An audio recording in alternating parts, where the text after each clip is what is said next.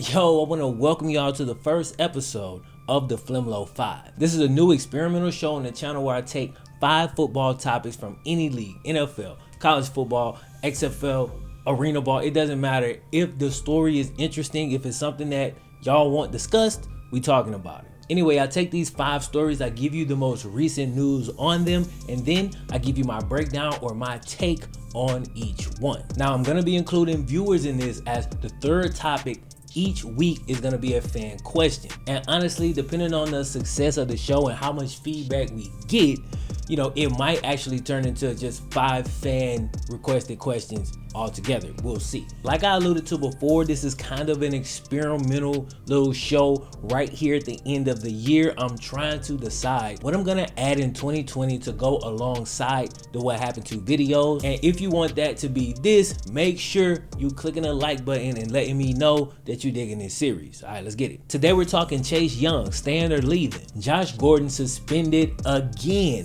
The Dallas Cowboys problems. Jarvis, Landry, and Odell Beckham throwing tirades. And what does it tell us that the XFL is not including Trent Richardson or Johnny Manziel, 2 of the most popular players that they would have had access to? All of that is coming up. This is the FlemLo 5. Other than that, y'all already know what to do, fellas. Cue the Wayne.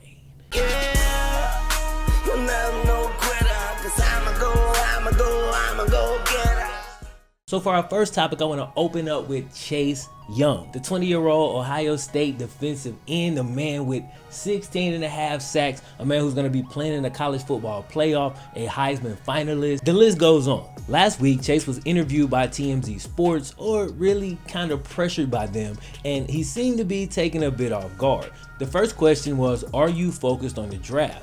Now, we're talking about a kid who at the time is up for the Heisman, and his team is scheduled to play in the college football playoff, potentially for a national title. Of course, going pro is in the back of his mind, and he probably lets himself really visualize that when he's in the privacy of his own home, but he has to say no here. The TMZ guy follows up and says, "So you coming back to school then?" Chase kind of quickly answers, "That's the plan."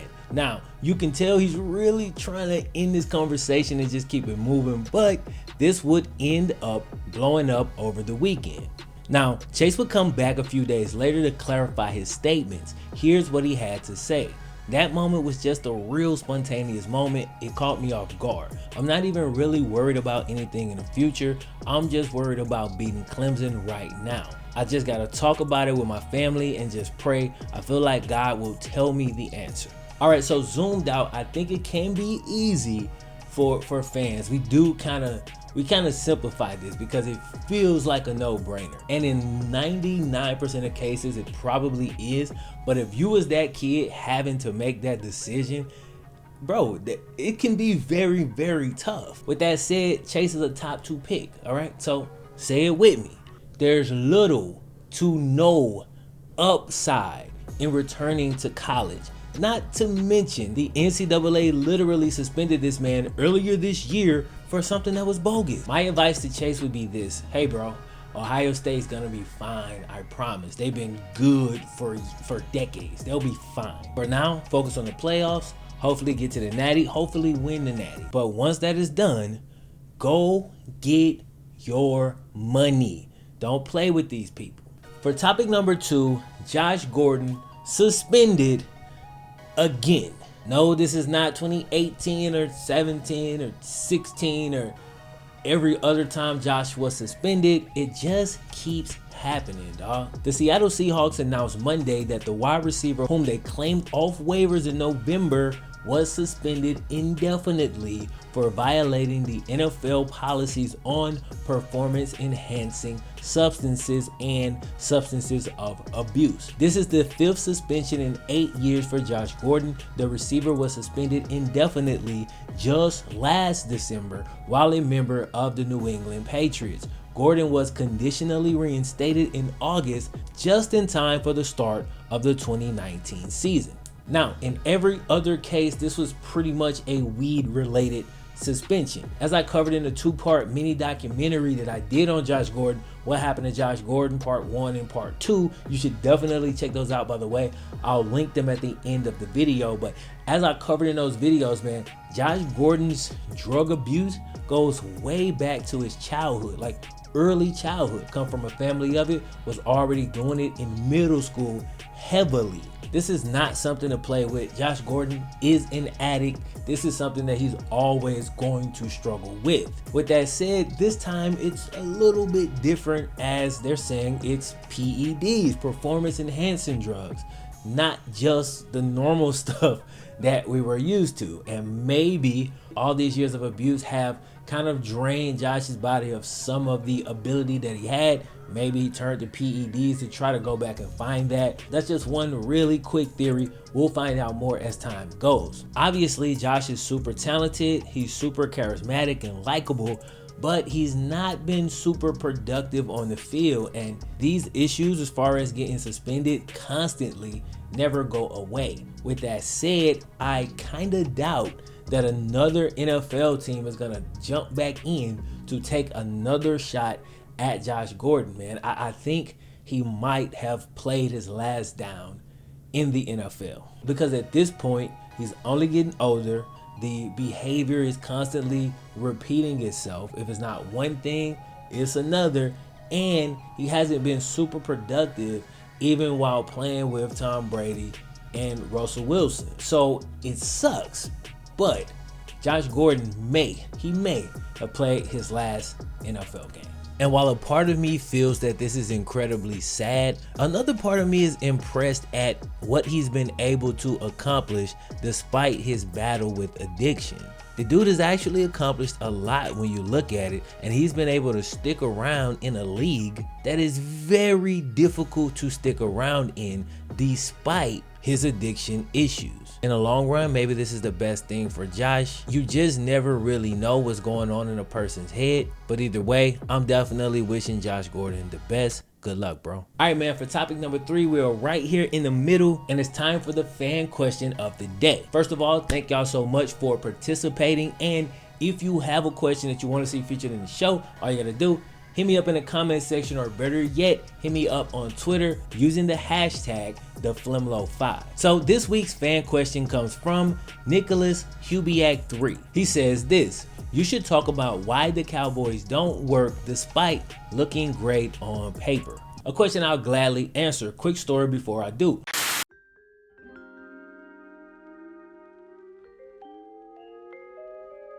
I actually grew up in a Cowboys household. My dad is a diehard Cowboys fan, has been since he was a kid. It was Cowboys decorum all over my crib growing up. So it's definitely a FlemLo somewhere out there in a parallel universe that is a diehard Cowboys fan, but not in this one. With that said, I do like the Cowboys, and I watch the Cowboys if for no other reason than to be able to talk trash to my dad. So the answer to the question is pretty simple. The reason the Cowboys look really good on paper but don't always seem to work on the field is because they don't play to their strengths. Now, obviously, this past week versus the Rams, they worked, and they worked in a big way.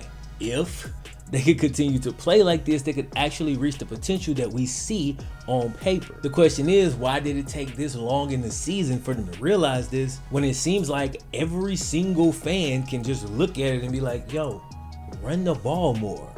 It's kind of simple. You can figure out exactly when to run the ball, what plays you want to run, when you want to go play action, etc. But just run it more. Definitely do that. The Cowboys have the best O-line in the league, one of the best running backs in the league, a decent to serviceable quarterback, and that is not a shot at Dak. I like Dak.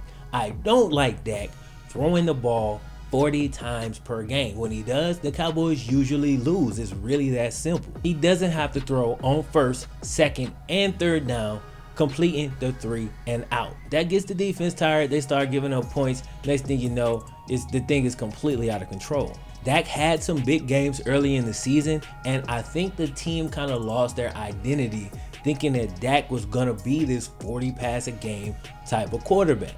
And I don't care how good you look on paper if you're not actually utilizing the things that look good. Shaq is an all-time great NBA player. He's a 99 overall player. But if you put him at point guard, I promise you, you're not gonna get a 99 overall performance. That's the Cowboys. Like, they Shaq playing point guard.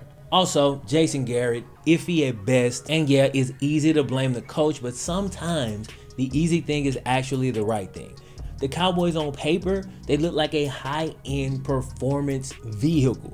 But Jason Garrett only has the driving skills of somebody that should be pushing a Toyota Tacoma.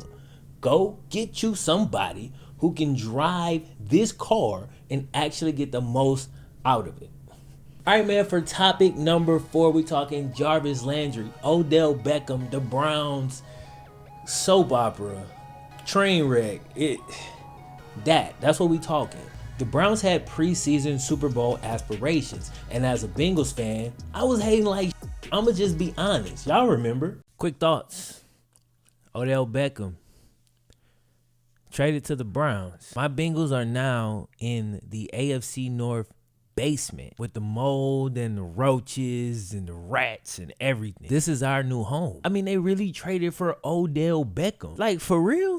The Browns, the Giants, Eli. If he wasn't so trash, John Dorsey. But on Sunday, they got smacked by the Cardinals, were eliminated from playoff contention, and it was reported that Jarvis Landry went on an absolute tirade. Now, a couple weeks back, Odell Beckham was accused of telling players from the opposite team, yo, come get me.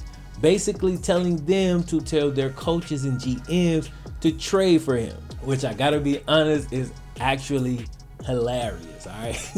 Now, in addition to a verbal spat with Freddie Kitchens, Jarvis Landry has been accused of the absolute same thing. The Browns are a train wreck emotionally. They can't control their emotions at all. When they win, they're talking crazy in the media, calling out all the doubters. When they lose, they unravel into whiny little kids. And I gotta be honest, this is staining OBJ and Jarvis Landry. It's a really bad look. I know the team is bad. I'm sure there's a billion things going on behind the scenes that fans aren't privy to. And these dudes are so talented that will another team kind of look past this and give them a shot? Absolutely. But when it comes to giving somebody the benefit of the doubt, when a player has done this, they've pretty much signed away their rights for that benefit of the doubt. You know what I'm saying? I mean, can you imagine going to war with a dude, losing a war, and then the dude is over here talking to the other team like, yo, man, come get me, man. I'm running with these losers. Like, come on, bro. I'll give an example of what I'd like to see. The Bengals are 1-13. Joe Mixon has been the consummate professional all year. The line was absolute trash to start the year, so was the play calling.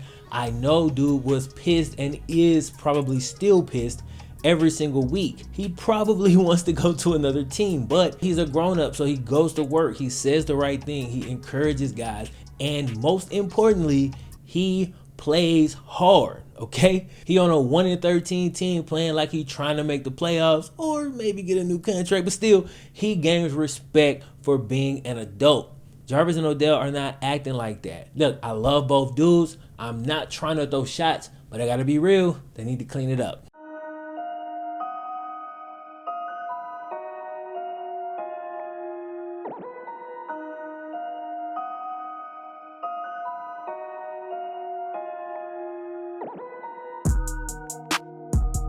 All right, bro, final topic of the day.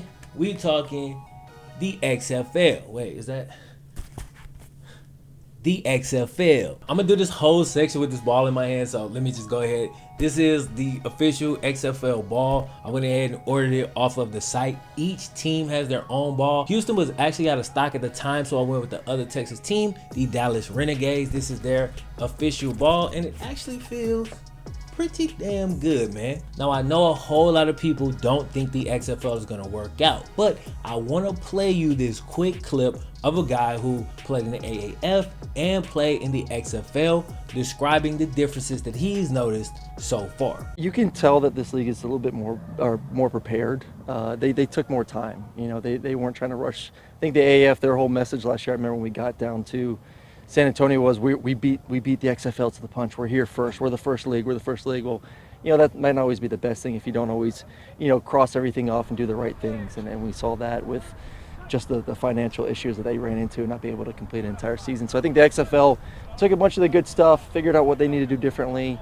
It's a great feel so far. I think the facilities, I mean, just comparing facilities for us compared to our team in Atlanta, I mean, we were practicing out of high school and working out at, no offense, at an LA Fitness. You know, now we have our own facility, we got our own fields, we got our own weight room. It feels like a more legit team, and I think guys are really appreciative of that and all the money that was put into the XFL, making sure that we have all the resources that we need to go out there and perform at our best ability. Your family and friends come up to you and say, how's this going to work? What do you tell them? So as you can see, the XFL at the gate is way more buttoned up and prepared than the AAF. I mean, imagine working out. Imagine a pro football team working out at LA Fitness. That's not a good look. The XFL taking the time to invest in their own facilities to allow these players to actually feel like they're a part of something real. That's a big deal out the gate. Next up, I want to talk about another decision that they made, and that is to go for substance over style. Okay, two of the most popular players that were in line to join the XFL would be Trent Richardson and Johnny Manziel. Neither guy is in the league. Now, Trent Richardson was in the draft pool, and Johnny Manziel was available to be one of the assigned quarterbacks for one of the franchises. Neither was picked up, neither was in the league. Here's a quote from Commissioner of the League, Oliver Luck. Here's what he had to say when asked about those guys. I would argue that the players we have are better than those guys, to be honest with you. Johnny has his own history, and we have coaches from the CFL who've seen him up close. I watched Trent when he was with the Colts, and I watched him when he was in the AAF. He was in the draft pool. Coaches and scouts looked at him and didn't think he was going to help their team. I think the guys we have on our teams are the best 560 players that aren't playing in the National Football League, period. Now, it's crazy because, like I said, Trent Richardson was in the draft pool, was even featured in XFL videos early on to kind of build the hype for the league, and he was kind of pissed off that he felt he was used in that way and then wasn't picked up, and he has a legitimate point. Oliver Luck also has a legitimate point. If the league thinks that the players they have are better than these guys, then why wouldn't they go that route? Now, for Johnny, he comes with his own set of distractions. He does bring a lot of attention to your league, but in some cases, it could be the wrong type of attention. And just like Oliver Luck, I watched Johnny and I covered Johnny on this channel when he played in the CFL and when he played in the AAF. He wasn't great in either league. So while I have a lot of love for these guys, this is not a lie that he's telling. This is the actual truth, and I get it. And I do respect the fact that the league would be willing to turn down that free publicity and go for these other guys, you know, who they feel will make their team better. You know, I think they're focused on the right thing. Now, we're going to see whether or not it works. And there's also one last supplemental draft for the XFL in January. So, you know, maybe Trent or Johnny gets in through that. We'll see. Either way, I thought that was interesting. All right, bro, that's going to wrap up the first episode of the FlemLo 5. I hope y'all dug it, man. If you did, like I say, if you want this show to continue, do not forget, click the thumbs up button. Let me know what we can add to the show, take away from the show, how we can build it up to kind of take it to the next level. But I hope y'all enjoyed the trial episode. Anyway, other than that, my name is FlemLo Raps. I'm going to holler at y'all next time, fellas. One.